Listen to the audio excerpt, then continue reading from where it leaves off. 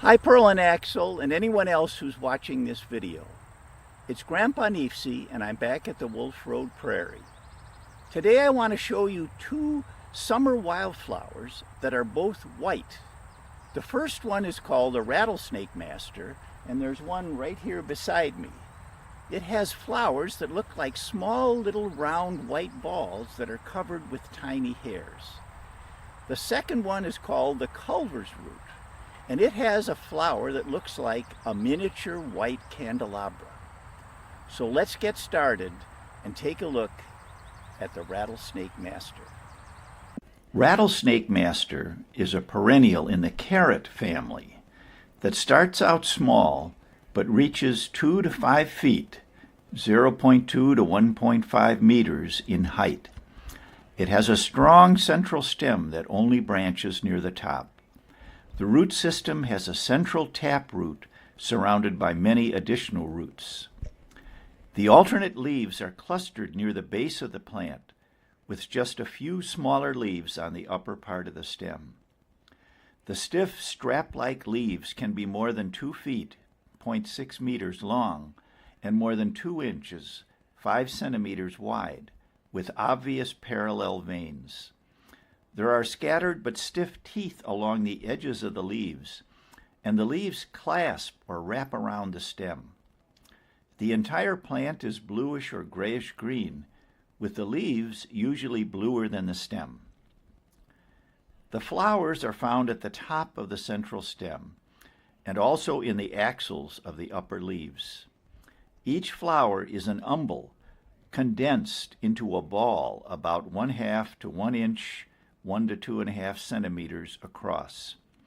These whitish-green balls are actually composed of many small white flowers, each with 5 white petals, a white pistil divided into 2 styles, and several white stamens with light brown anthers. The flowers bloom for about 2 months in the summer and are loaded with nectar, so many insects, especially wasps, visit.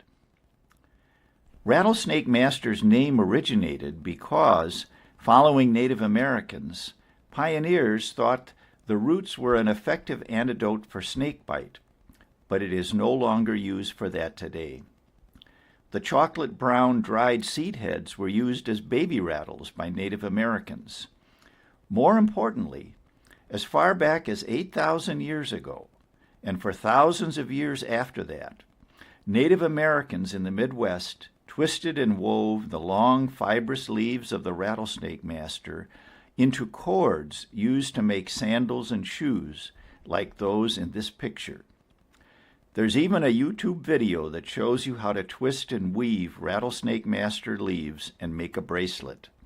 Go to the link listed below this video. Culvers Root is a perennial plant in the family Plantaginaceae. Until recently, it was in the figwort family.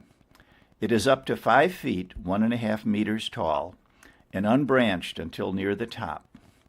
The central stem is round and smooth. The root system consists of a central taproot and some rhizomes, which enable vegetative reproduction, in which an identical new plant grows from the root of the parent plant. The dark green, narrowly oval leaves are serrated and arranged in whorls of 3 to 7 leaves around the stem. Each leaf is up to 6 inches, 15 centimeters long, and 1.5 inches, 4 centimeters wide. Several slender spikes or racemes up to 8 inches, 20 centimeters long, are covered with many small white flowers, resembling a candelabra. Each individual tubular flower is about 1/4 inch, 6 millimeters long, and its 2 stamens with white filaments and deep yellow to brown anthers protrude from the tube, as well as its single white style. The blooming period is for about a month in midsummer. The most common visitors to the flowers are bees who collect pollen or suck nectar, but other visitors include wasps, butterflies, moths, and flies. The seeds are tiny and can be carried several feet away from the mother plant by the wind. Culvers Root gets its name from a Dr. Culver who was a pioneer physician of the 18th century and used its bitter roots for laxative purposes. Speaking of candelabras, Liberace was an entertainer in the 1950s to the 1980s, and his trademark was a candelabra, as you can see in this picture. I bet Liberace liked the Culvers Root. So long for now.